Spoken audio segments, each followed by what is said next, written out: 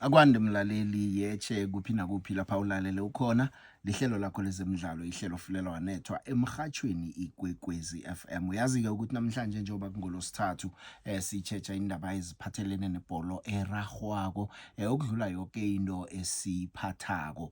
Vele zikhona ke ngaphakathi nangaphandle kwekundla indaba zemidlalo kodwa neindaba engicabanga ukuthi ibambe iAfrika nephasi lokana indaba ke esilele ngayo izolo ukuthi inarha eMorocco bayayimuka ubukutani bayo bephaliswano inarha yeSenegal kokwakho ngiyo emukwako ubukutani bayo bephaliswano leAFCON ebelibanjwe lapha eMorocco. Careful ikomiti yakhona yeappeals lapha bafaka ingongoyilo khona ilalele ingongoyilo zeMorocco yaqunda ukuthi iMorocco sekungiyo ingukutani.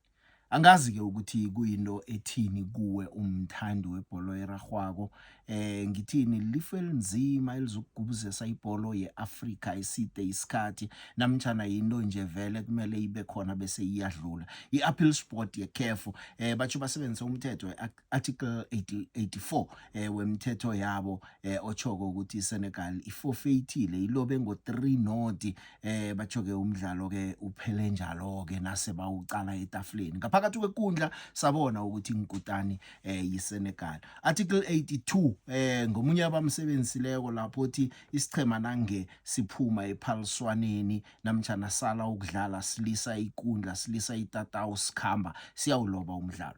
Na umuntu ke uyazibuza iye baphuma etatawini kodwa babuya bazokudlala zange bawungala umdlalo vele bakhambela futhi. Manje angazi ke u84 uyatsho ke ukuthi isichema ke nangabe siphule lapha u82 no83 womthetho yephaliswano isichema sosiyoloba vele umdlalo ngo-3-0 njengoba kwenzekile. Manje imibuzo iba mningi ngokuthi ungakho uzibuza ukuthi abantu ababekhona lapho bonke beCAF ama-match commissioner nabo sofengwana imithetho lebe bangayazi imhloko na anga emkhanyweni uzwe amandla Ikwekwezi FM izinto zimoto yo ikuphethe butshelela bukhanya ba